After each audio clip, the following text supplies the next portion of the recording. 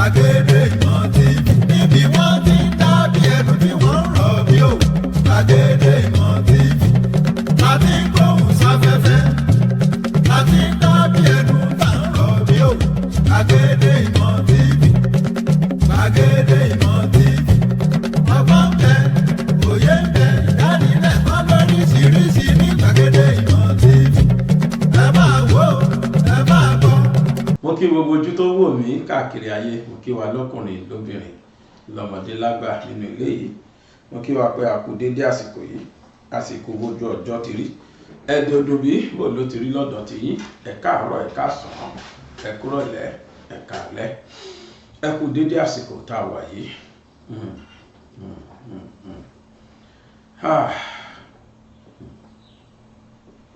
Mo ti sunkún darí láàárọ̀ yìí.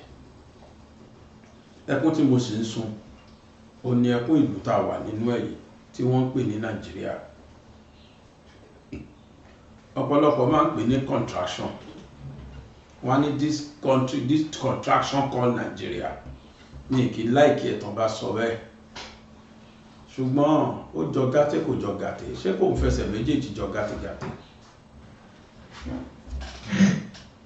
Mo fọlọ́run bá búra wípé mo accept wípé àwọn military wa wàláì mo accept wọ́n bẹ̀rù Fúlàní.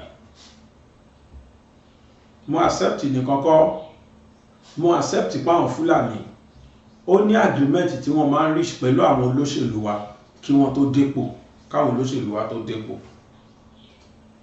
Látòrí Goodluck Jonathan tí àwọn Boko Haram ti lẹ́nu gan-an, látòrí Goodluck Jonathan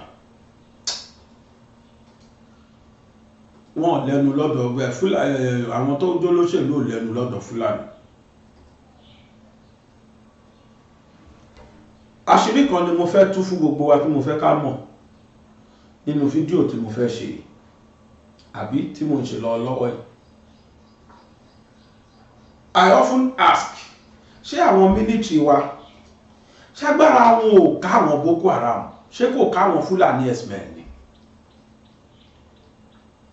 Torí mo wò pé tí àwọn military wa bá lọ fún peacekeeping níta tó lọ help àwọn other continent àbí other countries, àwọn military wa máa judge as the best military. Wọ́n máa ń perform brilliantly. Kí ló wá dé tó jẹ́ internal crisis wa ni military wa ò lè manage? I begin to wonder. Mo ti wà surprised látọjọ́ ẹ̀. But mo fẹ́ fi àwọn documentary kan hàn wá ká fi lè mọ̀ pé lódodo ìjọba mọ̀ọ́mọ̀ máa fi àwa aráàlú ẹ̀mí wa, ìjọba mọ̀ọ́mọ̀ fi takáìtì ni. Bàbá Tinunbu, mo fọlọ́run búra, mi ò apologize lórí fídíò tí mo fẹ́ ṣe. Ọlọ́run pé mo nífẹ̀ẹ́ yín gan, àmọ́ mo wà highly disappointed nínú ìjọba yín pé Julius Caesar ó ní air too brutal and you too brutus, and you too brutus. Àṣẹ́yìn náà lè farawé wọn nítorí kíni ẹ ti dàgbà, ẹ ń lọ, ẹ rántí sàárè, ẹ rántí àlùkí àwọn pé ẹ máa ṣèṣirò. Why can't you call a spade a spade? Why can't you do the right thing at the right time? Kẹ́dẹ̀ gbàgbé tó kù. Bẹ́ẹ̀ bá ṣèjọba ọdún mẹ́rin, opportunity tó ga yín ò ní tí í ṣe MKO Abíọ́lá, Ọlọ́run ti fún yín l'opportunity yẹn. Why don't you use this for your first 4 years? Kẹ́ ẹ fi ṣe the right thing. Kẹ́ wá máa wò bóyá ọmọ Nàìjíríà máa demand fún yín àbọ̀ ní demand fún yín padà lẹ́lẹ́kejì. Forget Fulani. There's nothing Fulani can do for you. But ó ti wà crystal clear pé gbogbo president tó bá ti ń dé tí wọ́n bá ti jẹ́ non-Fulanis, wọn Fulani máa ń kó handcuff sí wọn lọ́wọ́ ni. Mi apologize láti sọ àwọn nǹkan tí mo ń sọ yìí. Mo ń sọ confidently because I have all proofs now. Látàyè Goodluck Jonathan ló ti ṣẹlẹ̀, ó dẹ̀ ṣe ń ṣẹlẹ̀ the same. No wonder tó jẹ́ pé tá bá rí ológun kankan tó ń ṣe the right thing, tí the right thing tó mú havoc bá àwọn Fúlàní agbénipa lẹ́sẹ̀kẹsẹ̀ wọ́n á pa ológun yẹn. Aṣọ ní reason. I will show you the reason now. Látàyè Goodluck ló ti jẹ́ pé àwọn Fúlàní wọ́n gain ground. Ṣé ẹ gbàgbé pé at the verge of his exit làwọn Fúlàní kó Fúlàní ẹgbẹ́ wọn ni wọ́n kó Fúlàní ẹgbẹ́ wọn wọlé. Àwọn El-Rufais, àwọn Buharis and co, àwọn Abba Kyaris ni wọ́n kó àwọn Fúlàní ẹ̀ wọlé. Kí náà ní kán wá ṣe? Kán wá gbàjọba lọ́wọ́ Goodluck. Àwọn kan ní wọ́n fẹ́ lò wọ́n as machinery kán lè vote. Wọ́n kó wọn wọlé from different African countries. They kán lè vote Goodluck out. Whereas these guys in turn to violent guys.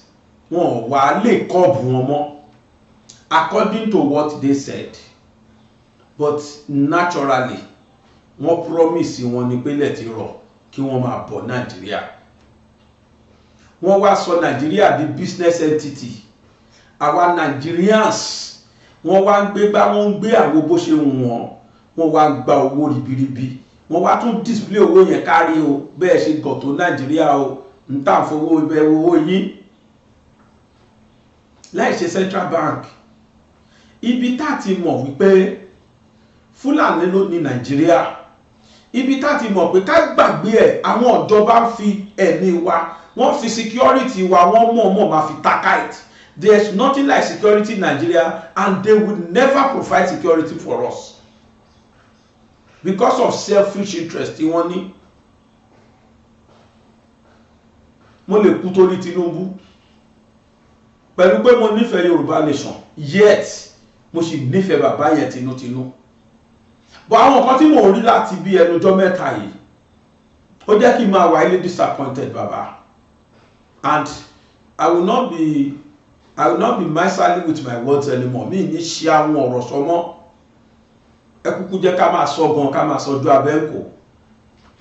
Bí bàbá ṣe lè bọ́ ọmọ sòótọ́ ọ̀rọ̀ lọ́mọ náà ṣe lè bá bàbá sòótọ́ ọ̀rọ̀. Bàbá ẹ bẹ̀rù sáré, ẹ bẹ̀rù àlùkìámọ̀. Ẹ tú àwọn military wa sílẹ̀, ẹ fún wọn ní weapons tó yẹ kí wọ́n fún wọn. Ẹ jẹ́ kí wọ́n bá wa face àwọn Fúlàní out of this country once and for all. Otherwise ìtàn onígbàgbé yín o, ìtàn onígbàgbé yín, because eré bàbá Suwe lọ́dún mẹ́jọ yín máa jẹ́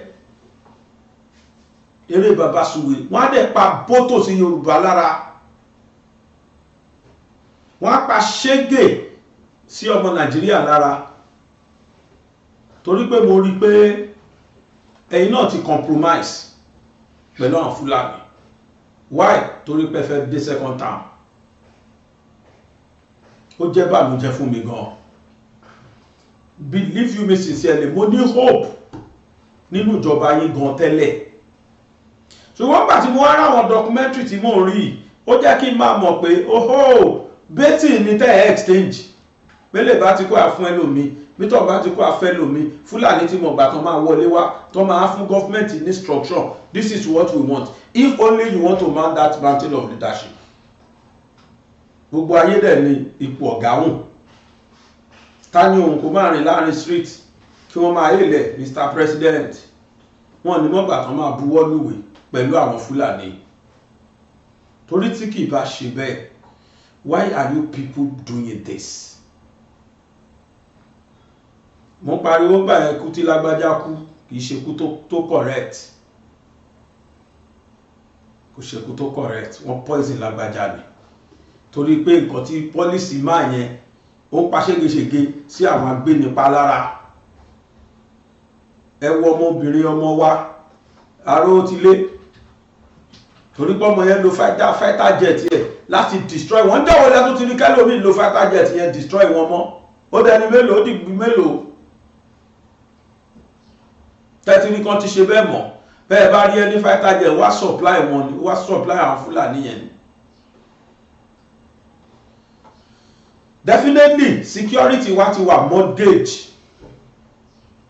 security wa ti wà mortgage wọ́n ti bẹ̀rẹ̀ bẹ́ẹ̀ látàyè Goodluck. Buhari ò tiẹ̀ need any condition, Fúlàní ara wọn lòun. Then Baba Tinunbu again, the same condition they gave to Buhari to Goodluck Jonathan has been given to Baba now. It is clearly clear now, crystal clear wípé ti Baba Tinunbu náà òun náà ti compromise security wa, because láyé Goodluck igbe táwọn àmì yẹn ń ké mo tún ti gbọ́ táwọn táyé ìsìn náà ń pè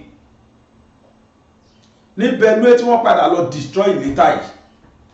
Wọ́n ti kọ́ pààyàn díẹ̀díẹ̀ bẹ́ẹ̀ bí kan pa 20 kan pa 30.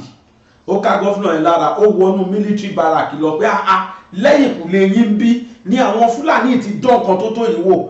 They told the governor point blank pé come, we were not instructed to arrest Fulani or to do anything for them. That wasn't the instruction given to us. That was not instruction given to us. Àwọn àmìfẹ́ ni wọ́n sọ fún gọ́fúnà yẹn bẹ́ẹ̀. Gọ́fúnà yẹn fúnra rẹ̀ sọ jáde.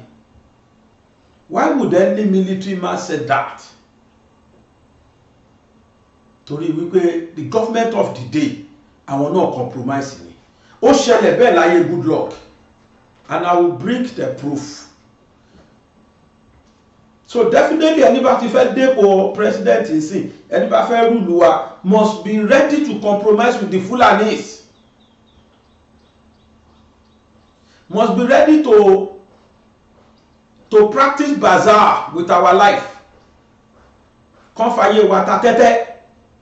Ẹ̀tẹ́ bá lè pẹ́ máa pa wọ́n níṣò, àwọn máa dẹmọ bí ẹ pé arrest yín, a máa dẹmọ bí pàápàá yín. It is few occasions lẹ máa rí tí wọ́n face àwọn Fúlàní. Àwọn Fúlàní yẹn pa dẹ́dẹ́ sáwọn àmì wà lára. In fact, ayé Goodluck tips of the iceberg ni. Ẹ mọ iye àwọn àmì tán ti. Nínú dispensation láti rí tí wọ́n gbé àwọn àmì wa live and direct, wọ́n gbé wọn lódindi. Nínú interview kan tí mo gbọ́ tí ó dà pé nínú interview yìí náà ni tẹ́ máa wò yìí. Àmì sọ pé àwọn gbọ́ táwọn x-men yẹn sọ fáwọn pé ẹgbẹ́ wọn ló yẹ AK-47 nìkan ló wà lọ́wọ́ wọn, ìkan tó wà lọ́wọ́ wọn ní mini, ẹgbẹ́ wọn ló yẹ, ẹ jẹ́ ká rí wọn mú ló yẹ. Wọ́n dẹ̀ rí wọn mú bẹ́ẹ̀ tàdé rí tá ní láìpẹ́ ìbí last week mo sì show àwọn kan tí wọ́n mú láìpẹ́ ìní last week.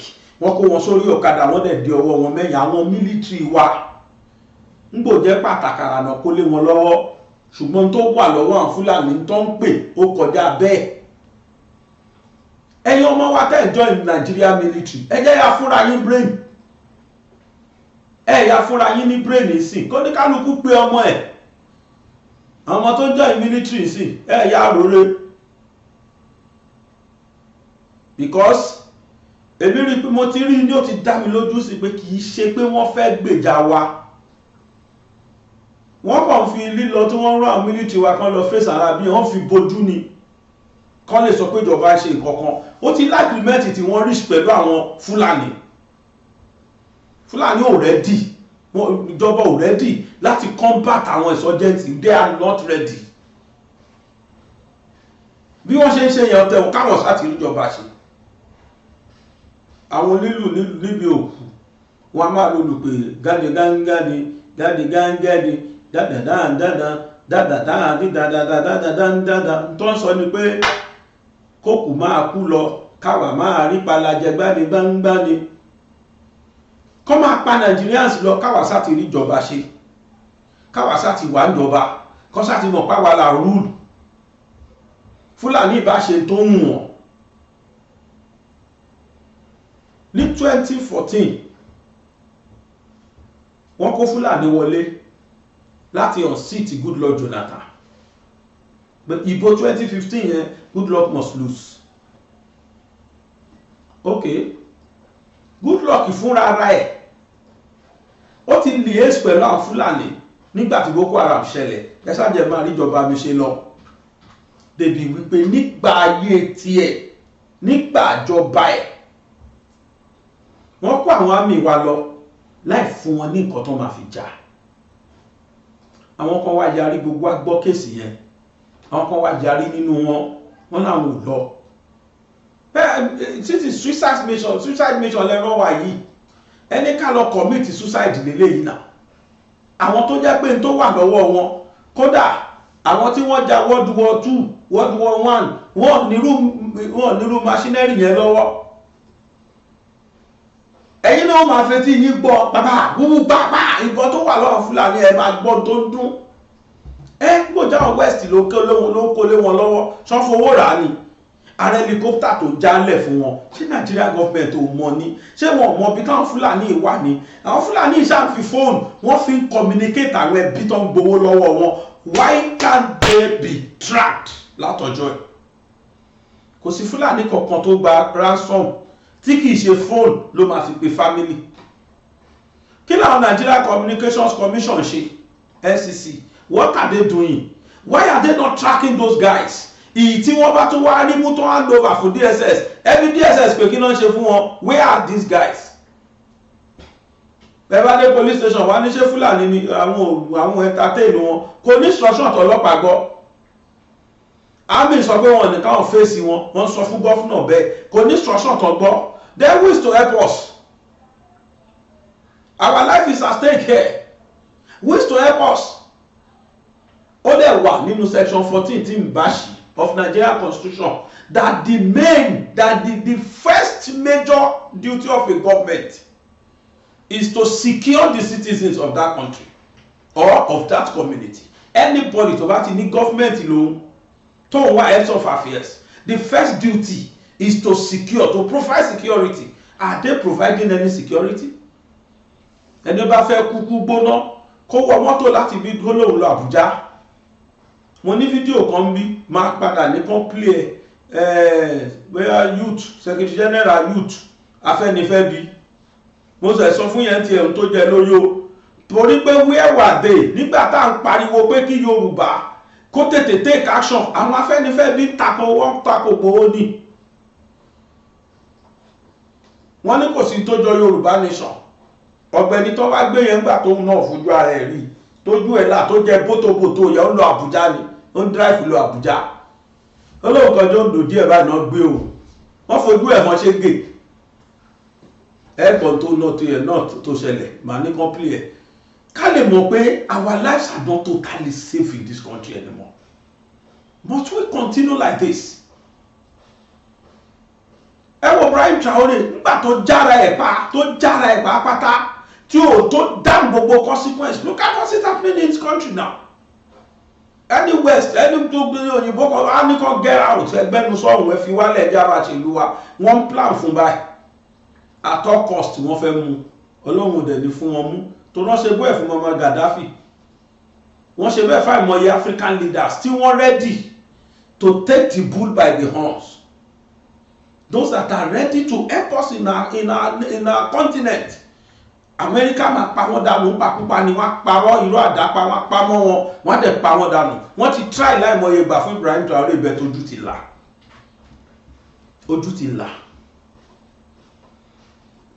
African president ni Ibrahim Traore the whole Africa ló ní kì í ṣe single soul kò ń ṣe Burkina Faso nìkan Thomas Sankara tóun farawé mọ́ ṣe padà nù ọwọ́ America náà làbá mẹ́ àti France ọwọ́ méjì làbá mẹ́ because they don't want Africa to settle at all káwàṣá máa kí ká burú sá máa ṣẹlẹ̀ gbogbo ọ̀bọ̀n táwọn x-men yìí lóyìí ta ló ń kó fún wọn ṣe báwọn foreign countries ní kí níjọba tí wá ń wò ní empower àwọn àmì wa ẹni kan lọ máa fèsì wọn àwọn àwa pa nípa àwọn èèyàn náà ló bí àwọn àmì wa yìí èèyàn ló bí wọn èèyàn ni wọ́n náà láyé Goodluck Jonathan wọ́n rán àwọn ẹni lọ sójú ogun yẹn pé ẹ lọ fèsì wọn láì fún wọn ní nǹkan kan àwọn 60 àwọn 60 wà yàrí pé no this is suicide mission tẹ́ẹ̀ràn wa àwọn tẹ́ẹ̀ní ká lọ bá ń tó wà lọ́wọ́ wọn kọjá bẹ́ẹ̀ àwa tẹ́ẹ̀ní kan lọ ká lọ bá wọn igi lásán lẹ gbélé wà lọ́wọ́ ìkọ́nù wọn sọ pé missiles tó wà nínú ìbọn wọn ó lóun ò rí irú ẹ̀rí láyé Nàìjíríà wá fọwọ́ ra wọn lórí tẹ́nìtì ẹ wojọ́ tí wọ́n dáná sun nínú wọn ní Ẹdó, ẹ wo bọ́n ṣe fẹ́ fa Nàìjíríà yà sí wẹ́wẹ́. Kódà gọ́fìmẹ̀ntì apologize for us to know that the government of the day has no power over these Fulanis. So I don't apologize to say that. Government ń bẹ̀rù wọn. Tí wọn ò bá bẹ̀rù wọn sà, ẹ ṣe ń tó tọ́ ẹ jẹ́ ká rí. Believe you me, tó bá 12 minutes wá sílẹ̀, they were well trained. Ikọ́ náà máa yẹn sọ pé I know the training we had. Gbogbo tó ṣì táwọn Fúlàní ìṣèkiri. Tó bá 12 minutes wálẹ̀, tó dẹ̀ fún wọn ní correct ammunition. Give them 2-3 days, wọ́n finish gbogbo àwọn Fúlàní yẹn. So ṣe bẹ́ẹ̀ Burkina Faso ni. Nígbà tí ìjọba wọn ready.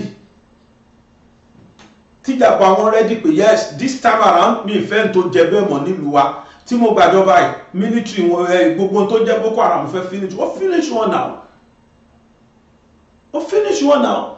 America ló kọ́ ń ké because some of our instruments táwọn plant síbẹ̀ ni. The same thing is happening in this country. Àwọn ènìyàn yarí, àwọn ọ̀gá wọn kó wọn, ẹ ṣe máa lẹ́ẹ̀jagun, ẹ ṣe máa lẹ́ẹ̀ṣe kìíní kan, wọ́n kọ tún máṣá wọn dájọ́ kú fún gbogbo wọn, gbogbo náà kú gbọ́ kéèsì yẹn gbà ẹ̀. Buhari ló wá fún wọn ní state pardon. Ọpẹ́lọpẹ́ bàbá Fálànà, bàbá dáadáa, bàbá tó lọ máa jẹ́ kó kúure yẹn, bàbá tó máa jèrè àwọn ọmọ ẹ̀ yẹn, bàbá tó jẹ́ pé tí ẹ ní wàhálà bá ṣẹlẹ̀, bàbá yẹn máa ń dúró tí ẹ tó ní wàhálà ni. Ó dẹ̀ máa ṣe pro bono, ó máa ṣe free of charge. Bàbá yẹn kì í ṣe military man, lawyer ni, ó dẹ̀ dúró táwọn military yẹn, they are 17 numbers tó dájọ́ kú fún.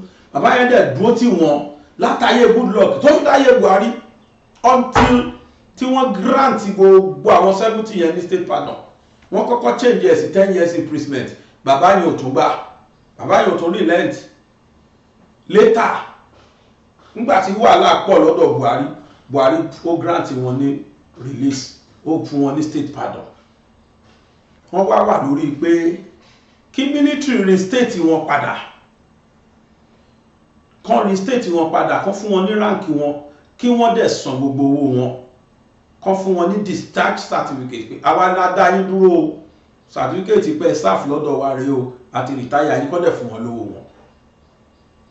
Káwọn ẹni ilé jẹ́ èèyàn láyé wọn kó dàbí tó worst dé ní ìyà tí wọ́n ń jẹ lọ́wọ́ ń sìn, àrí tó ń pẹja tà nínú wọn because they refuse to give them the discharge certificate. Ọkùnrin ọlọ́pàá tí mo gbé wá bí irú tó ṣe fún náà ṣe fáwọn 70 yẹn. Irú ìlú wo la wá wà ẹ̀? And that is the àṣírí tó wà ń bẹ̀ tẹ́ fi ní táwọn military wa fi ń sá tí wọn ò fi lè ṣẹ́gun àwọn Fúlàní yìí láyé. Àṣírí tí mo ní mo fẹ́ tú nìyẹn. Àṣírí ni o, ìdí nìyẹn tí wọn ò fi lè ever ṣẹ́gun àwọn Fúlàní agbénipa yìí. And in tó fi ọkàn tí wọn náà balẹ̀ nìyẹn pé bá ṣe wà yìí, alẹ́ni lẹ́yìn, ajá wa lẹ́ni lẹ́yìn, ara lè pa ọ̀bọ. Ọkàn wọn balẹ̀ tán bá fẹ́ lọ gba ibikíbi, they know they are going to win. Ogun téèyàn ti mọ̀ kóun máa win, confidence ló máa fi lọ bí ogun yẹn. Ó ní wọ́n ṣe yìí, kan tó kúrò lé wọ́n mọ̀ pé surely àwọn máa win bọ̀. Ibi mélòó náà ti jẹjà, ẹ sọ fún mi. Ibi mélòó ẹ ti gbọ́ pé military wa, wọ́n disarm gbogbo wọn. Out of 10 occurrence, bóyá méjì, bóyá ẹyọ kan, even out of 100, bóyá ẹ̀kan péré ẹ máa gbọ́ 100 pé àwọn military wa o, wọ́n pa kúpa ń bẹ̀ o, wọ́n pa àwọn lẹ́yìn táwọn yẹn ti máa gba gbogbo amórí wọn tán. Akúkú rí. I am challenging this government of the day. Please sir, call a spade a spade. Ẹ gbàgbé ẹni agreement ẹ bá ní pẹ̀lú Fúlàní. Ẹ wọlá ọkùnrin, obìnrin, orí ọkùnrin, orí obìnrin, orí ọmọdé, orí àgbà táwọn Fúlàní ń padà nù. Ẹ change, ẹ ṣe the normal. Ẹ pé àwọn service chiefs yín, ẹ fún wọn ní mandate. Military weapons tó bá yẹ kí wọ́n rà kí wọ́n kó fáwọn ẹni. ẹ pè minister of defence yín, ẹ pè national security security adviser àbí kankan tẹ́ ní, give all of them, they should all be on their toes. Wàláì tí Nàìjíríà bá rẹ́dì lé ní pé láàrin ọ̀sẹ̀ méjì àfẹ́gbọ́ kan tó ń jẹ́ Fúlàní SMM wàláì lè gbọ́ wọn mọ́. Àwọn military wá ká wọ́n ṣò bẹ̀tọ̀ gbà wọ́n láyè látòrí àwọn staffing chiefs lórí gbogbo àwọn ọ̀gá tí wọ́n ṣe bẹ́ẹ̀ oníkálùkù wọn ní instruction tó gbà. Wọ́n gbé Major General kan mọ́nú àwọn tí wọ́n tì mọ́lé yẹn, bóyá ní Ìjọba Abẹ́òkúta ni torí Ransome Kuti ló jẹ́. Wọ́n ti filẹ̀ tipẹ́tipẹ́, wọ́n ti restate rank ẹ̀, wọ́n kọ́kọ́ dá padà sí colonel, brigadier general, wọ́n dá padà sí colonel, láti colonel dá padà sí brigadier general ẹ̀, wọ́n dẹ̀ fún ní gratuity ẹ̀, wọ́n fún lẹ́ntàchímẹ̀ntì ẹ̀, ó gba pension ẹ̀ $, wọ́n dẹ̀ fún discharge certificate. But rank and files, 70 of them, they were useless. The same thing ló ṣẹlẹ̀ ní kéèsì bàbá ọlọ́pàá tó wá síbí. Àwọn rank and files mẹ́rẹ̀ẹ̀rin tó wà láàrin wọn inspector highest, wọn ò fún wọn ní, wọn ò dá wọn bàbá yẹn padà $, wọn ò dẹ̀ sáàkì àwọn, wọn ò tì wọ́n mọ́lé, wọn ṣe nǹkan kan. Ṣùgbọ́n ẹnìkan tó jẹ́ commission officer tó wà láàrin wọn ó ti di assistant inspector general lẹ́nìí. Wọ́n rí state yẹn ó serve lọ. Àwọn rank and file ló ń jìyà ẹ̀. Why that in this country? This is injustice of highest order. Gbogbo ọ̀nà tẹ́mi gan gbà lórí bàbá ọlọ́pàá yẹn òfútù fẹ́ tẹ̀ ló já sí. Kí ni ìjọba fẹ́ gbà lórí ẹ̀? Lórí kí àwọn èèyàn máa suffer nílùú yín kẹ́mà. That is why I will not lie to you. That is why you see all our uniform men with lawlessness, being lawless. Oníkálùkù ready láti ṣiṣẹ́ yẹn wholeheartedly because wọ́n máa burú tó bá ti di ẹ̀yọ fáwọn. Lánàá ni mo ń gbọ́ news wípé ọmọ wa tó ń sáré fún wa Favour Ovili ó ti lọ naturalize sí Turkey sí Nàìjíríà. Ẹ wo gap wa. Gbogbo ìrànlọ́wọ́ tọmọ yẹn ní ìdìpátá ní òrí lọ́wọ́ Nàìjíríà ti lọ naturalize. Nígbà táwa sáré ó ṣẹlẹ̀ bẹ́ẹ̀. Francis Obikwelu ó naturalize ní sẹ́ẹ̀tì wa. Gloria Alozie ó naturalize ní sẹ́ẹ̀tì wa. Favour Ovili ló tó ti naturalize yìí. This is Nigeria tó jẹ́ pé tẹ́ bá fẹ́ kúlé lórí àwọn kì í fi dáadáa rọ́pò fún yín, àbúrú ni wọ́n máa fi san. Must we continue like this? Àwọn 70 yẹn sìn, they are on their own. Okay, wọ́n ti ẹ̀ tó wá béèrè owó, discharge certificate tán bá ní, wọ́n lè ríṣẹ́ bòmí, wọ́n lè ríṣẹ́ security anywhere. Àwọn bí ńláńlá wọ́n ríṣẹ́ bẹ́ẹ̀, hotel ńláńlá, àwọn companies ńláńlá wọ́n rí in tó bá lọ lóyìnbó pàápàá torí pé ó ti ṣe military tó dẹ̀ wà discharge kí ṣe kan sáàkẹ́. See, with that discharge certificate a fi ríṣẹ́ wọn ò fún wọn ò rí state wọ́n dẹ̀ ní state pardon. Wọ́n ò ṣe from the outset pàápàá. Àwọn military wa míì tó ti ń ké lọ́wọ́lọ́wọ́ yìí, àwọn míì tó sunkún báyìí pé wọ́n fọ́ mí àwọn tàfàlà ní wọ́n waste life àwọn ní ìwọ̀n láyé Tinunbu. Ó ní mo ṣe sọ pé ohun tí Goodluck ṣe bàbá Tinunbu náà ti ṣe bẹ́ẹ̀. Agbára wo ló wà lọ́wọ́ àwọn Fúlàní yẹn tó le tó bẹ́ẹ̀ tó fi jẹ́ pé gọ́fíńmẹ̀ntì tí tó bá jẹ́ non-Fulani must have commitment with these Fulanis. Bàbá lọ sí Benue, wọ́n lọ sọ fún gọ́fúnà wọn pé kó dá lọ́gì pẹ̀lú àwọn apanirun tó ń pagbá tó ń pàwó tó ń dáná sun àwọn èèyàn kí government of the day máa dá lọ́gì pẹ̀lú wọn. Nígbà táwọn military wọ̀ lágbára láti ṣe nǹkan kan fún wọn lọ́ fẹ́ ṣe mélòó lọ́ fẹ́ panu wọn. Where is the weapon? Bẹ́ẹ̀ wá wà lọ́ba àmọ́ ní Nàìjíríà lówó ẹ̀tọ́ lówó tó máa kó ná wọ́n lówó tó máa fi ṣe gbáṣàwọ̀ àwọn nǹkan tí ò necessary ní tó máa fi dáàbò bo ẹ̀mí wa. Number one duty wọn lówó. Àwọn kan tó wà ìfọ́mọ̀ fẹ́ NGO àwọn náà kó bọ̀ fáwọn ará bí tàdé rí. Kí ni ìgbésẹ̀ Nàìjíríà láti kọ́ burú nǹkan bẹ́ẹ̀? Nothing. Àwọn ará bí yẹn wọlé sí ni wọ́n wọlé sí wọ́n ń pọ̀ sí ni. Ṣó dáa kí Fúlàní máa gba local government, kí SMM máa gba local government, kí SMM máa gbàrú, kí SMM máa pàṣẹ kó máa gba tax. bá mi play documentary yẹn. From a distance, a lonely canoe and two figures paddle in the Fangbe River in Yenagoa Council area of Bayelsa State.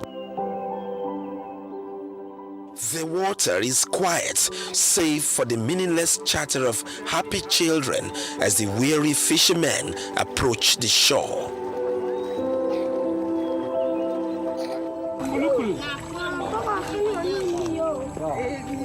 I meet Endurance Kulukulu at the waterfront of his community.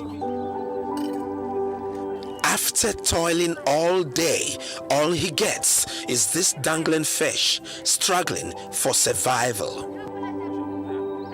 The young man was a private awaiting promotion in the Nigerian Army in 2014 when he and other soldiers faced a court-martial for refusing to fight terrorist organization Boko Haram in a special mission to recapture Dalua and Damboa in Borno State.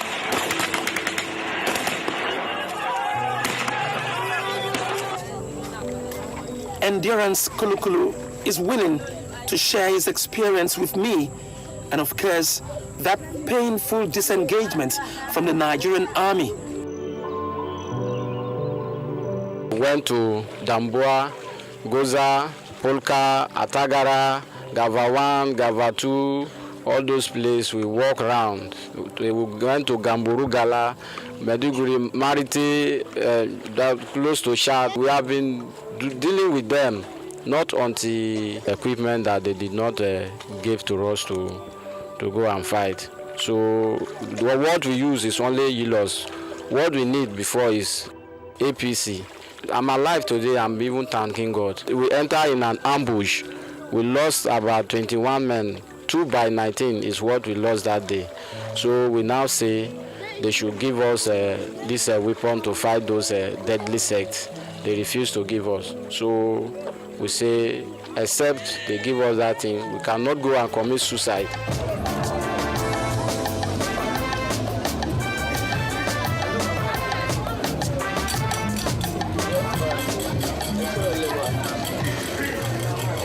I'm in Ikodo streets in the Ikeja area of Lagos State, where I've come to speak with Daniel Audu, one of the soldiers granted pardon by the President Muhammadu Buhari administration after a Council of State's approval.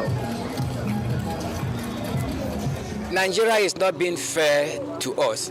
I fought for this country in the Northeast there more than a year, and you discover that when we embarked on mission, we lost some competent men that are supposed to be the defender of this country because of inferior weapon. And we are still appealing to the government that without that weapon, this country cannot withstand the challenge that is ongoing. For how long that the military are there fighting in Meduguri?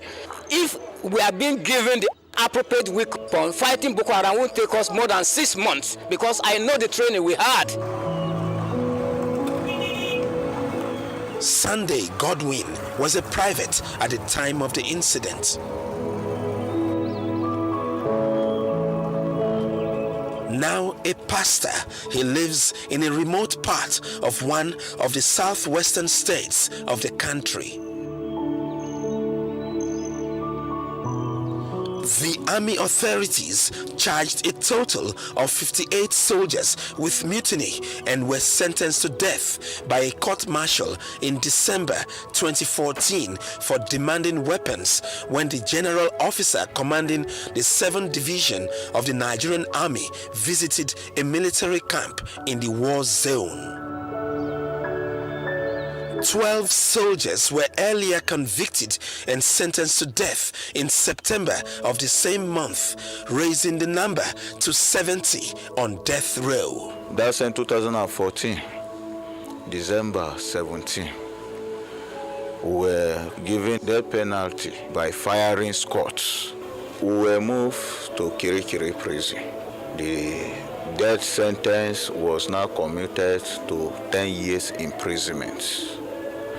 With the effort of God and the effort of Sanfemi Falana, because he never gave up. all through this journey, he never give up. He made sure we get justice. His narrative paints a picture of survival in the face of what he describes as unmatched weaponry at the battlefront. If you see the kind of weapon those terrorists are having, in fact, we wish we are the one having this kind of weapon. Within 24 hours, those terrorists will not survive it. RPG have become, some of them, their personal weapon. You see them with MPMG, BNG. You see them with AK-47, with different type of bomb, mortar bombs. Even missiles they use it. They have all kinds of sophisticated weapons. Those Boko Haram, whenever they see us, they will say they should catch us with hand. It's only AK-47 we have. They should catch us with hand. They will be saying, Kamasu, they are another way, should catch us with hand. And if they are coming in numbers, thousands. In chronological sequence, the soldiers were detained on August 4, 2014. A court-martial started on October 17 the same year. They were sentenced to death on December 17, 2014. After a year, the death sentence was commuted to 10 years imprisonment in December 2015. However, it is believed that the grant of a pardon by the Council of State in 2021 may have been strengthened by the interim report of an arms procurement panel set up earlier by President Muhammadu Buhari to probe the military procurement process by the previous administration. President Buhari alleged that under the previous administration, troops were denied weapons to fight Boko Haram and thousands of lives were lost because of rampant fraud in the procurement process in the light of an alleged diversion of $2.1 billion voted to buy equipment for the armed forces to fight against the insurgents through the office of the National Security Advisor under retired Colonel Sambo Dasuki. The allegations were denied by the retired colonel and former President Goodluck Jonathan's statement that he never approved the alleged arms deal somehow doused the controversy generated. Never again! Never again! Intrigued by Femi Falana's decision to take the case of the 70 soldiers pro bono, I visit the chambers of the Senior Advocate of Nigeria at number 35 Adekunle Fajuyi Way in Ikeja, Lagos State. He gives reasons for taking up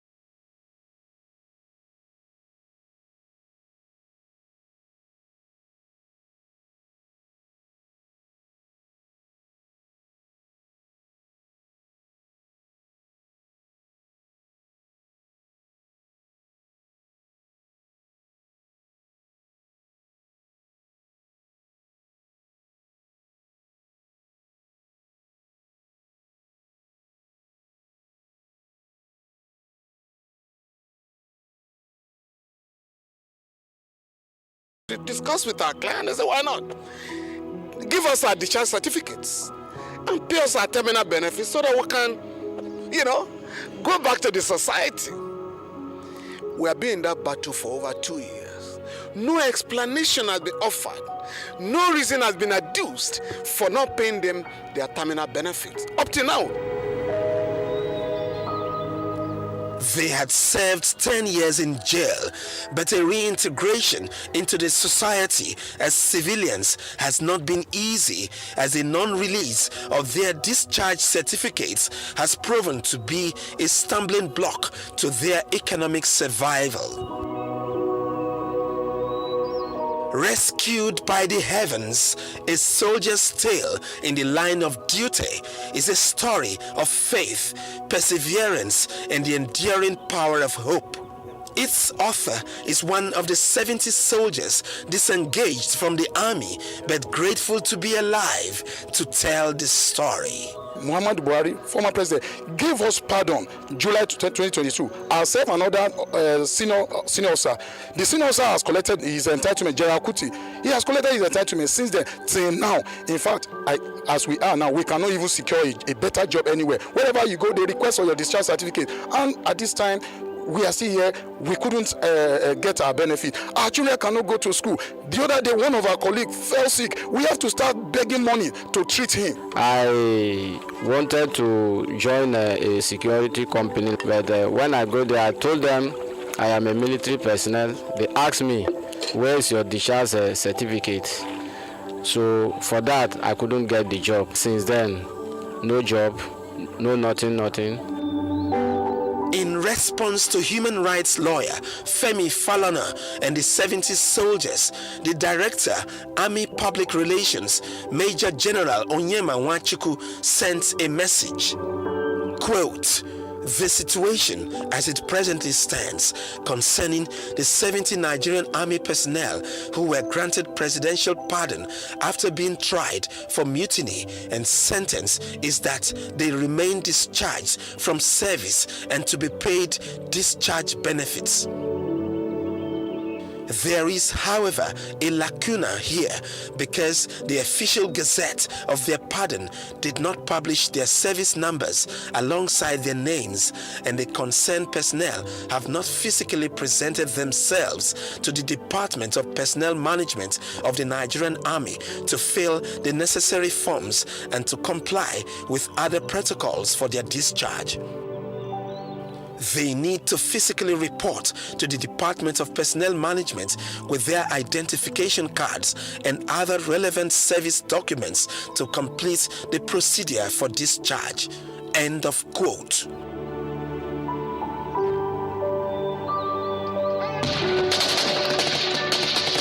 At the height of the insurgency in Nigeria's northeast, Baga fell when Boko Haram attacked the headquarters of the Joint Task Force in 2015. The army said that officers failed to repel the attack when Brigadier General Eniton Ransom Kuti was commander. However, during his trial, the officer denied all the charges, and his lawyer argued that the Nigerian army failed in its duties to provide the necessary equipment in the war against the terrorists. He was tried, convicted, and jailed for 6 months. We also got the same pardon for a general whose rank was reduced to a colonel. The military authorities have since restored this rank and paid him his entitlement, terminal benefits. So it is discriminatory that these soldiers have not been given their own entitlements. And that is why they have come again to me to request me to continue to press the authorities to address their own problems. We are still appealing to our own president, Ahmed Bola Tinunbu, to help us intervene in this matter and meet with the Nigerian army or invite them on this matter. Let the needful be done to us. If one person has been attended to, let us also be attended to, because the same pardon that carried us. Does it mean that the power vested on the president is not effective, and we are still appealing to the Senate President, the Senate Committee on Army, the NSA, they should please intervene. Minister of Defense, 70 soldiers are dying in silence. They should help us and let our right be given to us. Let us be settled. Chief of Defense Staff and also the new Chief of Army Staff, presently, General Olufemi, he should intervene and look into this our matter.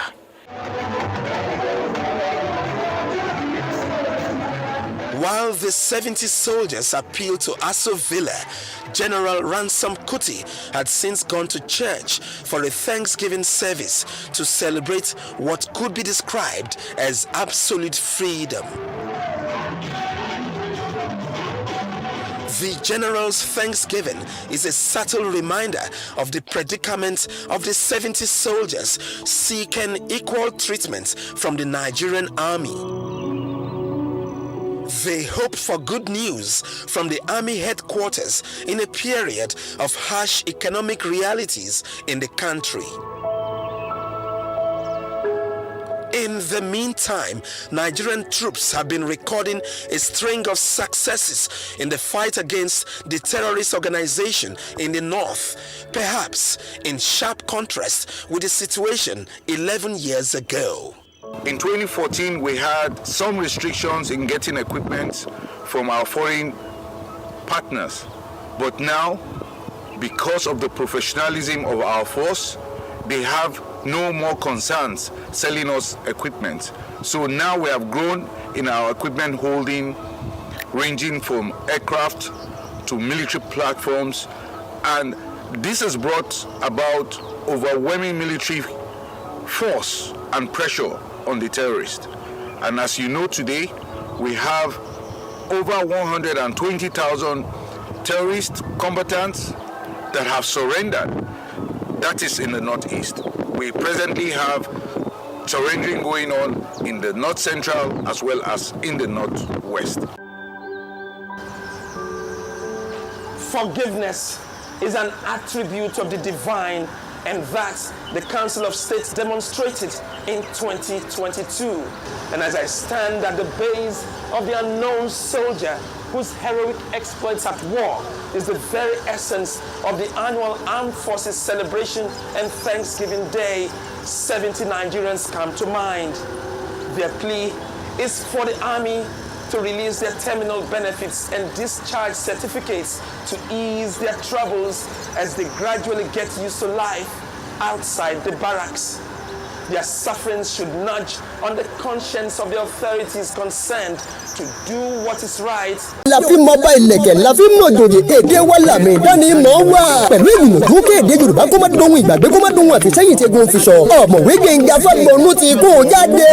Dictionary Yorùbá aláwòrán. Kúnlẹ́kàkì òkun fọ́fọ́. Láti ìbẹ̀rẹ̀ dópin ló ṣàtúpalẹ̀ àwọn ọ̀rọ̀ Yorùbá tó ta kókó. Pẹ̀lú àlàyé lẹ́kùnrẹ́rẹ́ látẹnu olùkọ́ àgbà. Kò ṣeé mà níní fún gbogbo ọmọ Yorùbá o, àgbàlagbà tàbí àwọn ọmọdé ìsẹ̀yìn. Àwọn àkójọpọ̀ ọ̀rọ̀ Yorùbá tó ta kókó tó lé ní ẹgbẹ̀rún mẹ́tàlá pẹ̀lú àwòrán tí yóò mú òye ọ̀rọ̀ yéni ní kankan. Dictionary Yorùbá ti wà jákèjádò ilé ìtajà àti ilé ìkàwé jákèjádò àgbáńláyé. Fẹ̀yìn tẹ́ ẹ fẹ́ rà tàbí tẹ́ ẹ fẹ́ kó lẹ́kọ̀ọ́ janturu. Ẹ̀yin tẹ́ wà ní United Kingdom. Ẹ jẹ́ kò sí ìyáàfin Dorcas Amusan Fagbọ̀nú ní 119 Little Houghton Lane, Bradford BD5 OHT tàbí kẹ́ ẹ pè wọ́n sórí ẹ̀rọ ọ̀bánisọ̀rọ̀ yìí +447401222557. Ẹ̀yin tẹ́ wà lórílẹ̀-èdè Amẹ́ríkà ẹ máa pọ̀ sí ọ̀gbẹ́ni Olúọ̀ṣọ́ṣọ́yà ní 601 Cypress Station TR Unit 510 Austin, Texas. Tàbí kẹ́ pè wọ́n sórí ẹ̀rọ ọ̀bánisọ̀rọ̀ +175727735552. Ẹ̀yin ti Yúróòpù ẹ kàn sí ìyáàfin Mary Butner Eriksbo Bisbro Ostergaard 324244 Angel Doggybox City ní Sweden. Tàbí kẹ́ pè wọ́n sórí ẹ̀rọ ọ̀bánisọ̀rọ̀ yìí +46736383 2929. ẹ̀yin torílẹ̀-èdè nàìjíríà ìrọ̀rùn ló bá dé o. ní ìpínlẹ̀ Ògùn ẹ máa kàn sí bàbá gbàgede ìmọ̀ tẹlifíṣàn tàbí ká pè wọ́n sórí ẹ̀rọ ìbánisọ̀rọ̀ yìí 08130672361. ẹ̀yin tí ìpínlẹ̀ ọ̀yọ́ ẹ pè ọ̀mọ̀wé Victor Taiwo sórí ẹ̀rọ ìbánisọ̀rọ̀ yìí 08126923916. kò ṣeé mẹ́ni ní o fún gbogbo ọmọ Yorùbá o. ẹ káàbọ̀ padà dictionary tí wọ́n polówó tán nísìn ní a sì ní lọ́wọ́ sì pọ̀ fún àwa tí a bá ní interest sí. ẹni tí ní kí n fi ránṣẹ́ lánàá mo fẹ́ sọ fún yín pé mi ò tí ì rí àdírẹ́sì àwọn tẹ́ ní kí n fi ránṣẹ́ sí o. mo kàn rówó tẹ́ san ṣùgbọ́n mi ì rí àdírẹ́sì. màmá tó láwọn tán ra mẹ́rin láti UK mi ì rí àdírẹ́sì tẹ́ ní kí n fi ránṣẹ́ sí o. Èkó lẹ ló lọ bẹ̀tẹ̀ ẹ̀ send àdírẹ́sì yẹn sí mi. Now ẹ̀yin tí ẹ sì fẹ́ rà ẹ sanwó sí àkáǹtì tẹ̀ ń wò yìí ẹ pe nọ́mbà tí ẹ rí lábẹ́ kẹ́ẹ̀dẹ̀ fi receipt tẹ̀ fi sanwó kẹ́ẹ̀ send ẹ̀ sí WhatsApp nọ́mbà tẹ̀ ń wò yìí then kẹ́ẹ̀ send address tó bá jẹ́ pé nǹkan lè fẹ́ gbà ẹ send address èló ni mo máa ń sọ gbogbo 29,000 ni ó ní ìwé yìí 29,000. àwa tí a bá wá fẹ́ tó jẹ́ kó jáwọ́ la máa gbé wa bóyá ṣé kò sí Ìbàdàn àbí síbikíbi níṣe ni kẹ́ ẹ̀ fún wa ní 3,000 extra sí ibẹ̀ ní 3,000 ẹni wọ́n máa fi rán mọ́tò sí ibi tí ẹ bá fẹ́ kí wọ́n gbé wá so ẹ pe nọ́mbà yẹn kí a jọ sọ̀rọ̀ that is that about that. ṣe rí documentary tẹ́gbọ́ yẹn Arise TV ni wọ́n ṣe documentary yẹn condition táwọn ènìyàn wà lẹ́rí yẹn that is why tẹ̀fẹ́ ráwọn military wa pé wọ́n oníkálùkù serious mọ̀ lọ́sàn tí mọ̀ pé wọ́n fẹ̀mí àwọn wéwu ni tí wọ́n á sọ ni pé Táyé Goodluck lẹ́wọ̀ yẹn o ti sìn bàbá Tinunbu náà sọ pé kán restate àwọn ènìyàn ó tún wá ṣẹlẹ̀ láyé Tinunbu fún rẹ̀ náà sí táwọn military yẹn ń ké pé wọ́n fáwọn ní weapon o wọ́n béèrè ni pé ṣó ní agreement kan táwọn president wa máa ń rí pẹ̀lú àwọn Fúlàní yìí ni kí ló dé tẹ́ tú àwọn military wa lẹ̀ kí ló dé tẹ́ fún wọn ní nǹkan ìjà ogun are you people not ready to combat these people ṣé ẹ ready láti pa wọ́n run ẹ ready láti borí wọn ni kí ni ṣẹlẹ̀ ẹgbàá ni wo tá ilé náà pa. Enough is enough. Thank you. They are playing politics with people's lives. There's no more into this ground. With that armor, with that ammunition, we have to come this very particular area within a single of a second. I know what kind of us can do. Good or fine. I know what kind of us can do. Good to go. How many bandits are inside this booth? Good to go. They are playing politics with people. Big men are eating money at the pub there. Saying that we should not even do that we should not go after them. láyé Tinúbú lẹ̀ ń wò yẹn táwọn ẹ̀ náà ń pariwo pé politicians are playing politics with our lives. Bàbá Fẹ́mi Fálànà right of kan náà níbí òun náà tún sọ nípa tí mò ń sọ yìí. Fẹ́mi Fálànà slams government over failure to prosecute suspected killers in Benue. Wọ́n ní wọ́n arrest àwọn suspected killers wọ́n fi mẹ́nu ayé kó kí làwa gbọ́ látijọ́ yẹn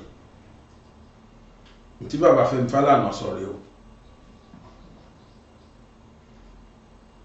Human rights lawyer and senior advocate of Nigeria Fẹ́mi Fálànà Sam has criticized the federal and Benue state government for consistently failing to prosecute suspects arrested in connections with ongoing violent attacks across Benue state.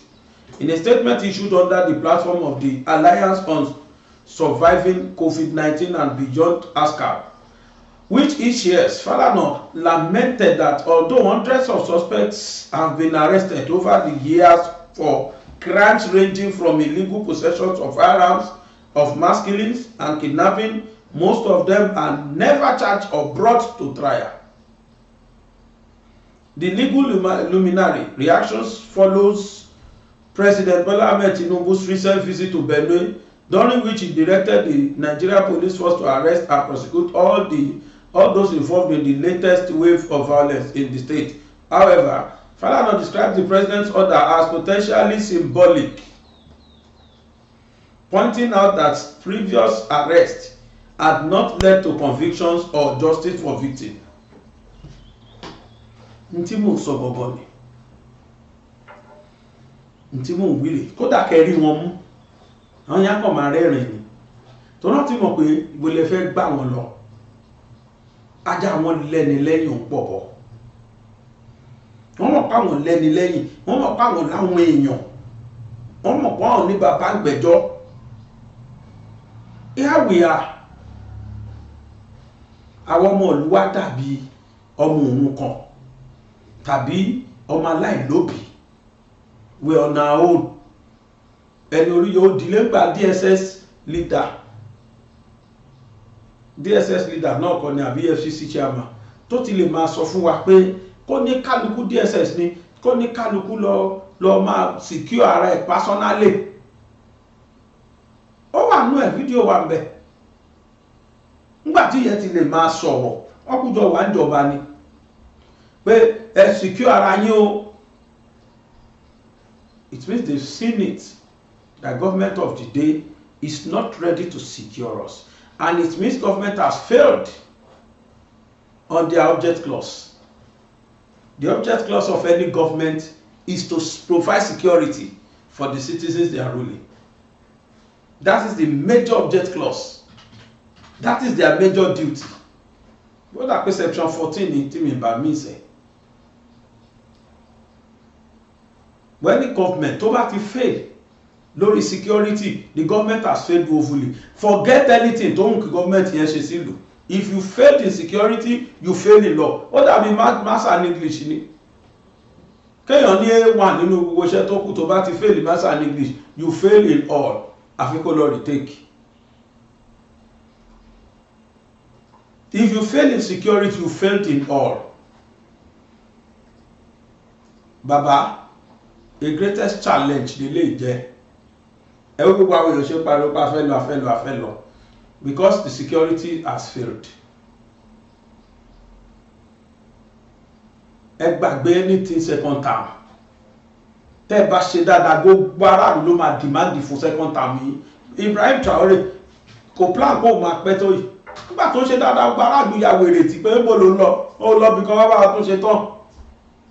Àwọn aráàlú la máa dìmáàdì fún pé ara ohun tó bẹ̀rẹ̀ bá parí ẹ̀ ò Tinunbu ó ti ń túnṣe yábà tó ṣe nìṣó. Kódà kan bá lè yí constitution pé kí tọ́ta mú wá àwọn èèyàn ajá fún provided tabari correct tẹ́ ẹ̀ ṣe.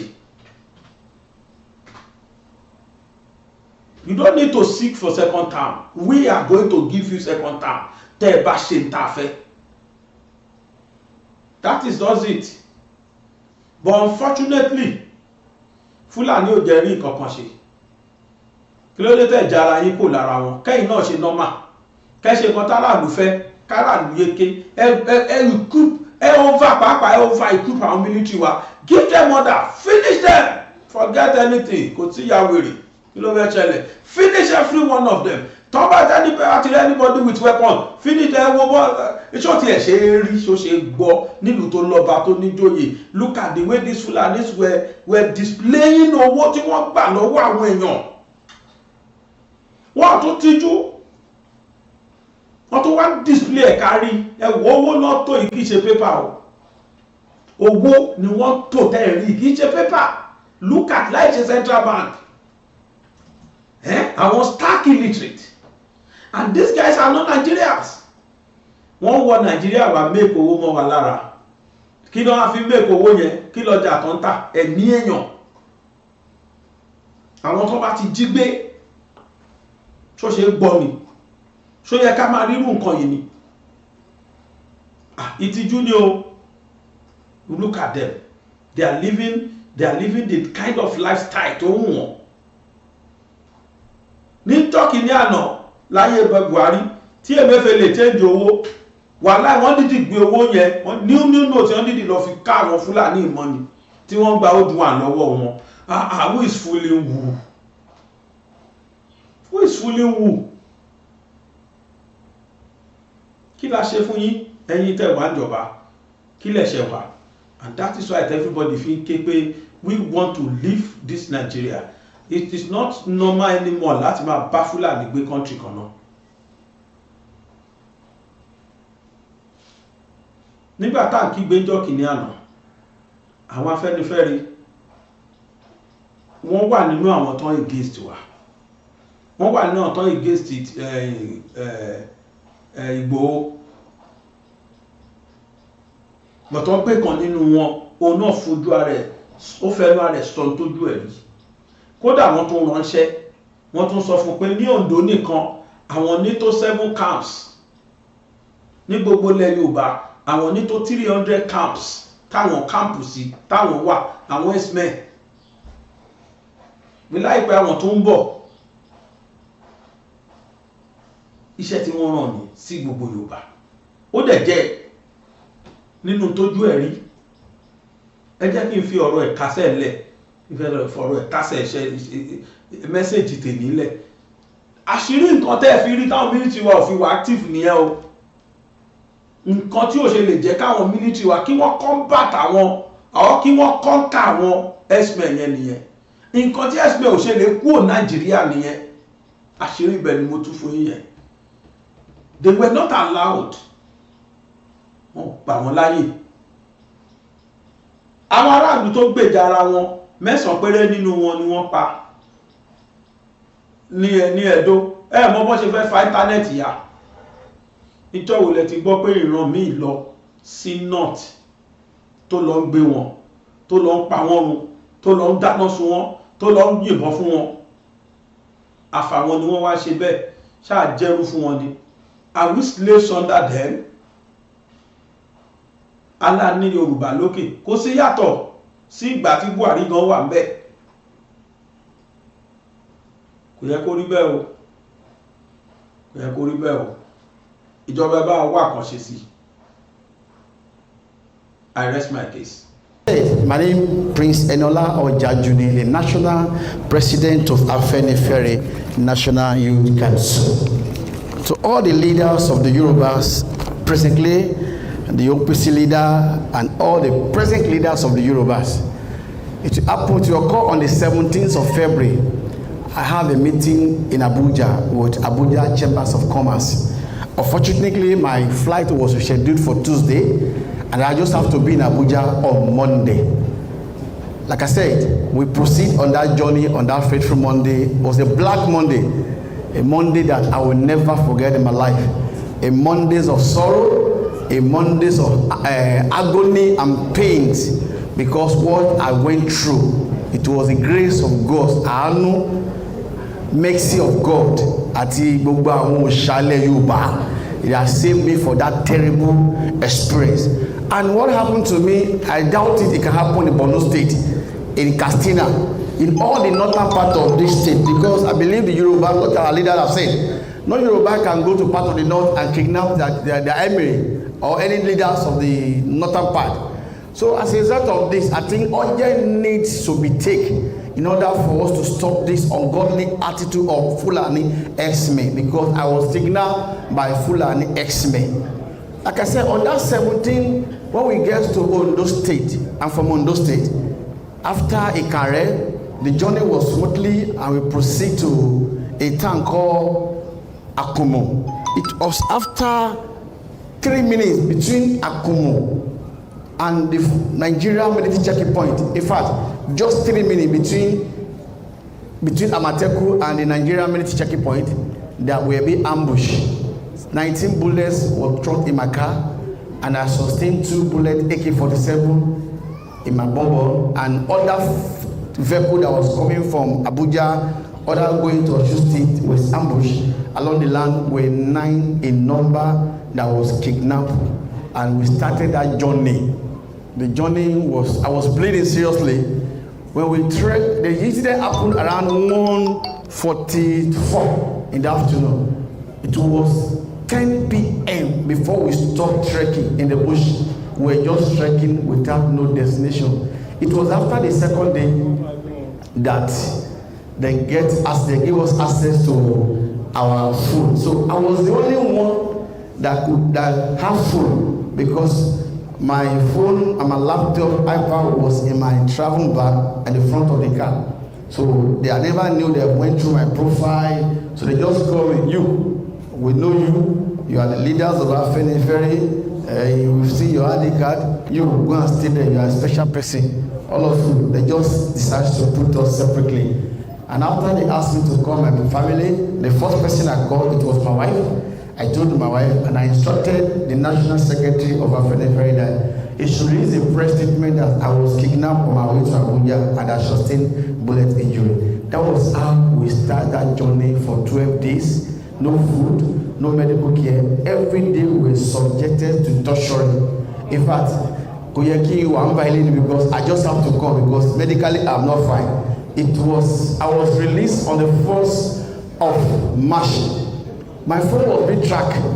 The funny part of this scenario is that when we were being kidnapped, it was 3 minutes to minutes checking point. When the first ransom was paid by a young man in Badon, they paid the ransom very close to minutes checking point. When the second ransom was paid by a lady in Kwara State, the money was paid, if you know Akaba very well, if you're going to Abuja, at the back of a woman that is selling food. The second ransom was paid there. The third ransom was paid opposite Nigeria prison service, very close to the village checking point. My own ransom, I was to be paid in Ikare and Koko, but because my phone was being tracked, they have to check location. So a day I was released, they knew that I cannot go because sustained 2 bullet injury, I have been weak. One of them just have to go to a journey, about 3 hours journey. They went to go and prepare their food. They gave me the house to drink. After drinking the house, I slept for 2 hours. They carried the leaf and put it in the back of my yansh where there's bullet. So they just told me that we are proceeding on a journey. I have to plead that I want to talk to my wife. If I plead I want to make up, I must subject to beating. And the reason why, because I'm a leader of Afenifere. The Afenifere has been giving the Fulani and the Hausa some challenges. Because they told me. The point where I'm going is that every Bogoma Yoruba, every sons and daughters of Yoruba must rise and must defend our land. I'm so glad that we have thousands of OPC here. It's a function thing that the so-called Amateku, let me just put it that way, they've turned into a political appointment. May his soul rest in peace, my great governor, Rotimi Akeredolu. If the man is alive, I can assure you that it will enforce all the Amateku in Southwest to go after those people. Since Akeredolu have died, Amateku, they don't function like they will be functioning. So, as I was saying, so on that day, they told me we are going on a journey. I just have to look at the time. The time was on the 28th of February. The time was 4:23. We started the journey between 43 until the second day, 5 a.m. We're trekking in the bush. No food, no water. In the morning, they asked to call my wife. I called my wife. My wife said the ransom has complete. I paid much of a lot of money. Nigeria stood up. London, everybody, my family contributed money so that I would be able to die. But I thank God that I came out alive to tell my story, because a lot of people have been kidnapping, but they fear us. They can't come out to say all this. And I discovered that we were trekking from Kapa, we trekked to Ibilo in Edo State.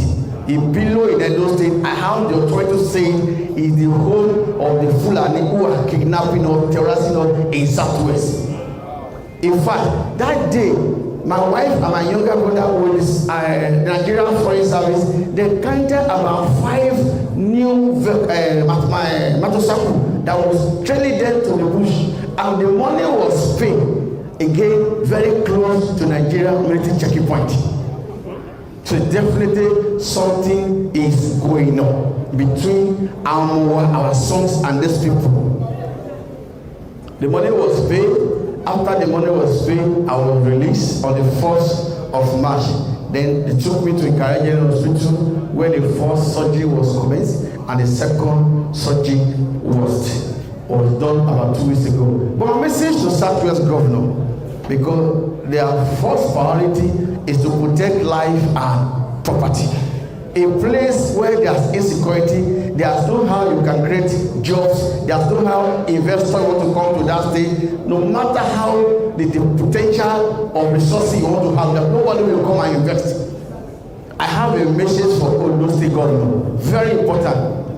I have a message for Ondo State Governor, very important. I have a message for Osun State, Ekiti State, and Lagos State, very important. Because I've said I'm not going to release any information based on the national security. I was taken, and this Fulani Express, they showed me there are 5 camps that they have in our land. And they told me in Ondo, they have 26. I will continue to be saying that 26 camp of the terrorists in Ondo State and other part of Southwest making 53 camp. If somebody can have 55 camp in a particular region, tell me. After I was released by the Fulani Express, Akure North was attacked because they told me that they are coming. When I'm on board, be only, Lord only. So my fathers and leaders of the Yorubas, it is very urgent, like our daddy has said, life and security of our people is very paramount to us, and we must protect it. We must protect our heritage. State police, community police, if they are named for the Southwest government to come back and retaking to restructure their Mateku security network, putting the right people. Don't avoid telling them of party member that cannot confront criminals. Putting the right people that can be able to save the lands of Yoruba. And Mr. President, you have the right to do the same thing now because you're Yoruba, so that your name can be right in good. All this that is happening, it cannot happen to anybody in the north. Now it's happening in those states. Nobody is supporting jungle justice. It happened in Ndona. They are going to work against us. When there was a young girl was killed in daylight in the northern part, what can these people do? Yoruba are Somali. We are not a slave. It is time that we stand up and defend our territory. Lórúkọ Jésù ilẹ̀ ọdún agbègbè wa o. Gbàgede ìmọ̀ TV níbi wọ́n ti ń dábì ẹnu bí wọ́n ń rọ̀ bí o. Gbàgede ìmọ̀ TV láti ń gbóhùn sáfẹ́fẹ́ láti ń dá.